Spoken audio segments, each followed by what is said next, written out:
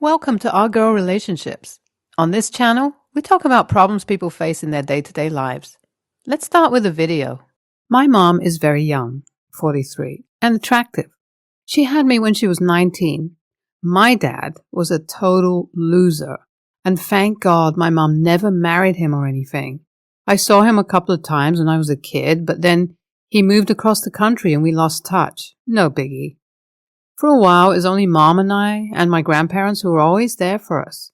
My mom and I had a great relationship, but now I feel like it's all in the past.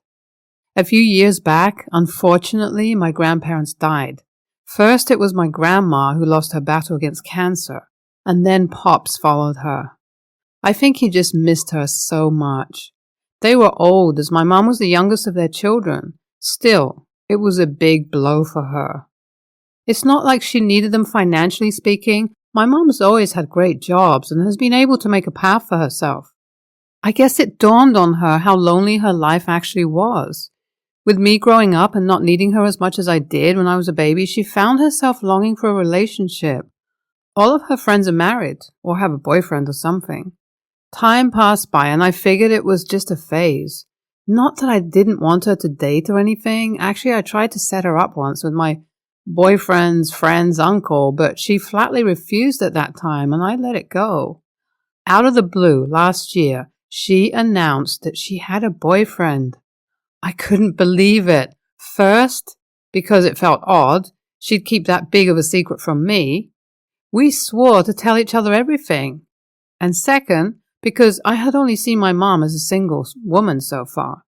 Of course I wanted to meet this mysterious man, but to my surprise, she said she wanted to hold on for a few weeks more because, in her words, she didn't want me to meet someone if the relationship wasn't going anywhere. Again, it was odd for me, but with better plans in my hands than meeting some old guy who could or could not be a nice dude, I didn't press on the matter. You wouldn't believe it, but it took months for me to meet him. There was always some excuse. Finally, one day, he came to my house for dinner. I was getting ready and Mom entered my room and said something really strange and bizarre. Something like why I was getting all dressed up if he was going to see her, not me. I thought she was high. The guy came to the house and, oh, surprise! He wasn't some old guy like I pictured, but a guy at least 10 years younger than my mom. He was okay during dinner, asking questions about school and remembering about high school adventures. He asked about my college plans, and I think my mom felt a little left out of the conversation because she didn't go to college because she got pregnant when she was 19. I could see her embarrassment and annoyance, and wanting to ease things up, I said I was sleepy and I wanted to go to bed. As I said goodbye, I listened through the door and they began to argue. He said how rude it was for me to leave the table 45 minutes after he arrived. My mom said that I was tired and she wasn't going to force me to stay and make conversation with him. He said that she had no authority over me or something crazy like that. All I wanted was to get out of an awkward situation. I seriously couldn't tell if my mom was angry at him for wanting me to stay or if she was jealous, which I found gross. A couple of months went by. They continued their relationship and I barely saw him. Just said hello, goodbye, and that sort of stuff. Fast forward a couple of months and my mom announces to me that she is getting married. She said with Grandma and Pops gone and her not being young or anything, she didn't want to make a big deal. Just go to City Hall, me, her older sister, her and her boyfriend, and then go out to have some dinner together at a fancy restaurant. A year ago, my mom and I spent a lot of time together. Now, I was standing at City Hall watching her get married to this guy I barely knew. She looked happy, and I felt sorry for her, like she felt she'd been missing all of that, partly because of my existence. After dinner, she came to me and said that she was truly happy for the first time in years. She said she was so proud of me, what a good girl I was, and that she thought that she would be forever alone once I left for college in a couple of years. We had a beautiful moment, just the two of us. Then she said thanks to her new husband, she didn't have to feel like that at all.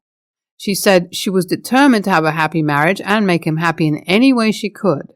She then had the weirdest of requests. She said, "Sheila, we're not actually going away on a honeymoon, as you know, but I want to feel like we are newlyweds. Can I ask you a favor, and can you sleep at Maddie's tonight?" Maddie is my best friend. Understanding that she wanted some kind of privacy or some of the magic of a honeymoon, I said okay. What I thought was a once-in-a-lifetime request became my whole existence. Ever since they got married, my mom has not allowed me to sleep under the same roof as him. The only times I was allowed to sleep in my own house were when he's out of town because of his work. He has some kind of sales position that requires him to travel. Seldom do I ever see him, and every time our paths cross, my mom is always telling me to cover myself or to speak to him as little as possible. Maddie, my best friend, has been cool enough to let me crash at her place as long as I need to. But she says that either the guy has a crush on me or my mom has completely lost it. So one day, I was really tired from school. I wanted to take a bath and go to bed, but my mom came in a hurry. She said her husband was returning early from his trip, and if I could please stay at Maddie's again. She said that this was going to be the last time, she promised. She said she had something important to discuss with him. I couldn't take it. We started arguing, and at one point I called her crazy and delusional. Things I never saw myself telling her. She said I was too ungrateful after all that she had sacrificed for me. I couldn't stand that she was actually happy doing something with someone other than me. She practically kicked me out of the house. I stormed out and went to Maddie's. Guess what I did? We called Child Protection Services on them. You guys, filing a complaint is harder than it sounds. Turns out calling CPS is dead serious. But so was I.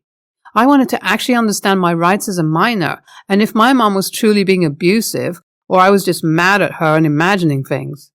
My complaint was 100% legitimate, and my mom got scared as hell.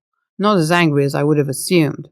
The battle was long and tedious, with lots of questioning and calling witnesses. I won't say it wasn't embarrassing, but I was relieved to know that my friends and family members also thought the relationship was plain weird between my mom and her husband.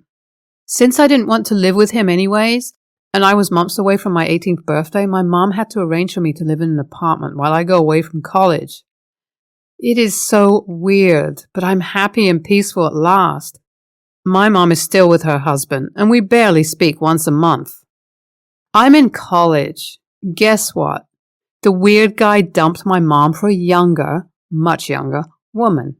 My mom has slowly tried to rebuild our relationship. I can't say it's all in the past, and we are trying to mend our bond.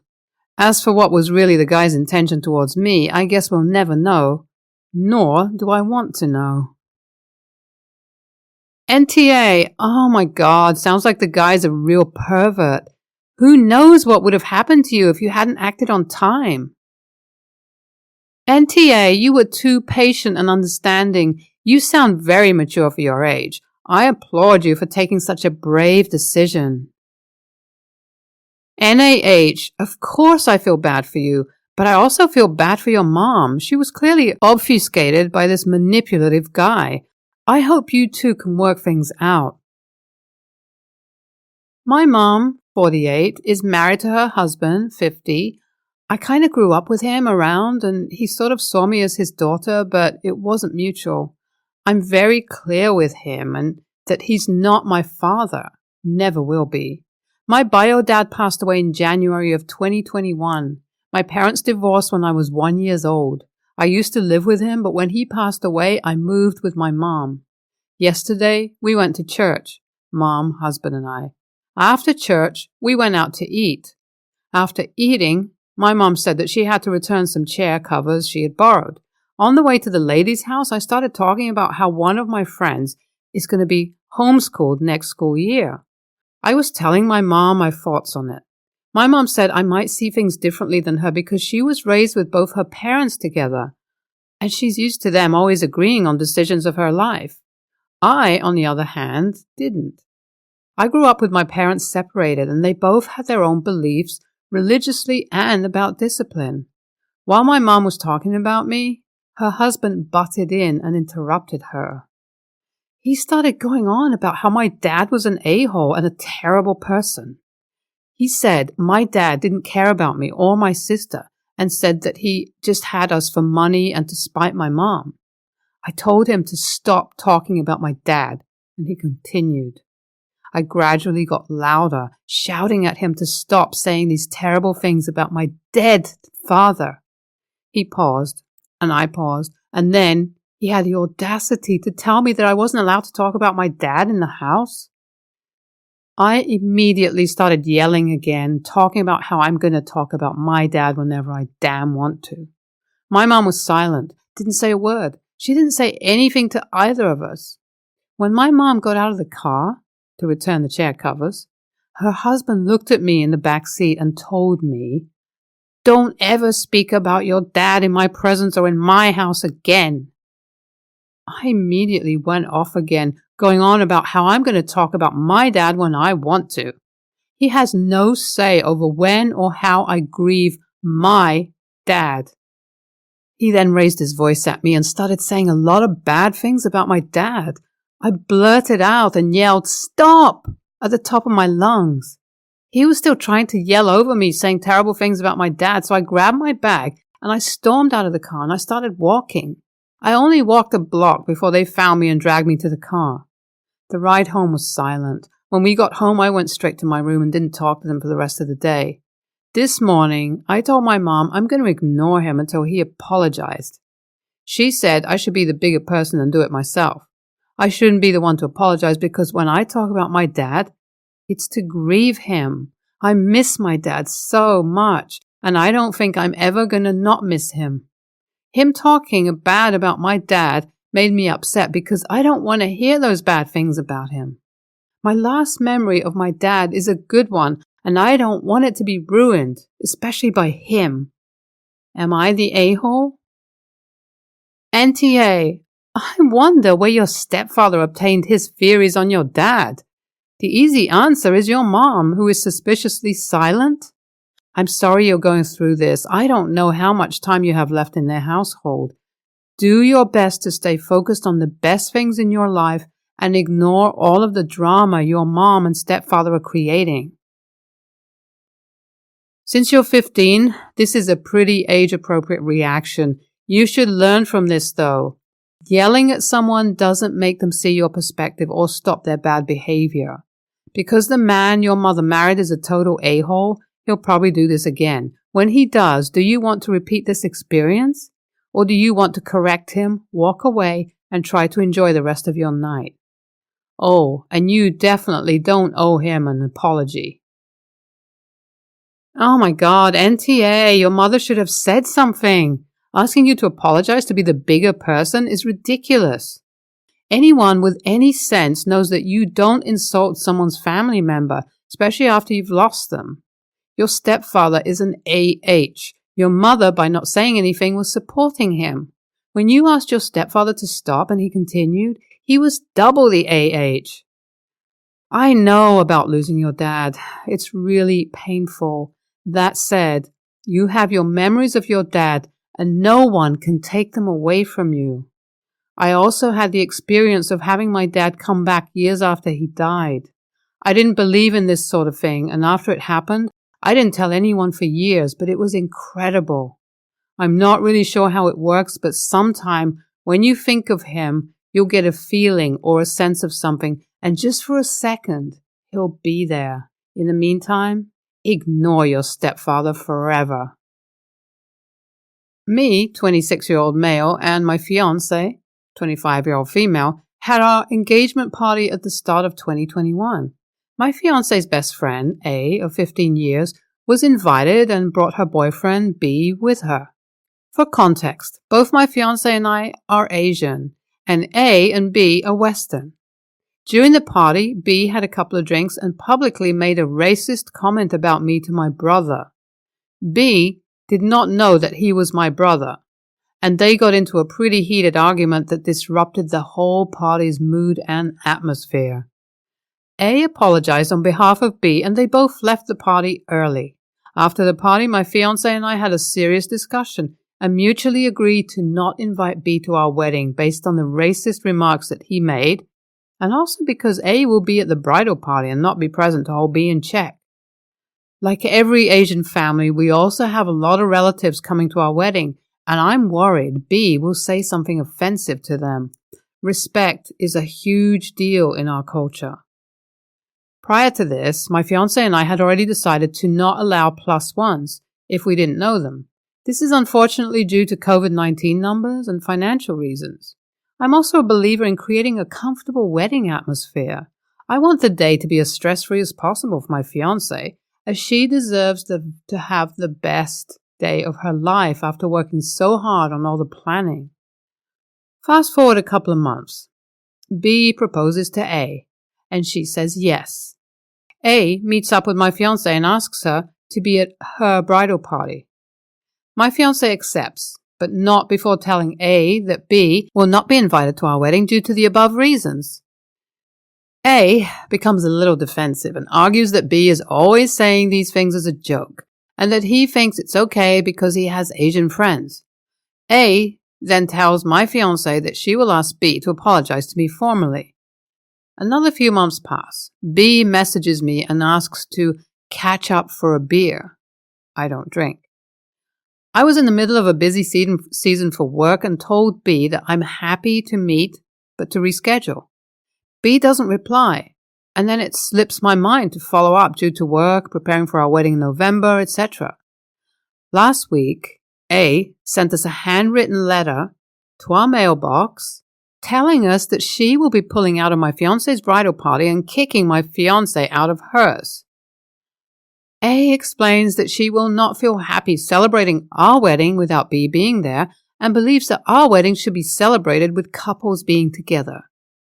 My fiancé is now freaking out and pushing me to meet with A and B and also to apologize to B for not rescheduling a catch-up for him to apologize to me.